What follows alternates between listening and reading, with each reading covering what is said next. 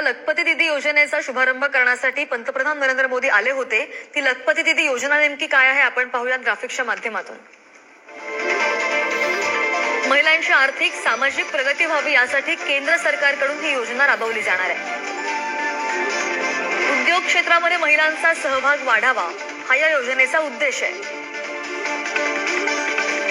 महिलांना उद्योगासाठी 5 लाख रुपयांचं बिनव्याजी कर्ज सुद्धा मिळेल।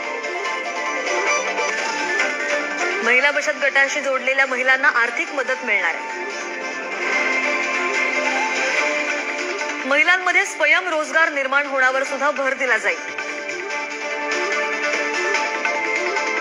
योजनेच्या माध्यमातून महिलांना कौशल्य विकासाचं प्रशिक्षण सुद्धा मिळेल। प्रशिक्षणानंतर 1 ते 5 लाखांपर्यंतचं बिनव्याजी कर्ज या महिला घेऊ शकतात। देशामधल्या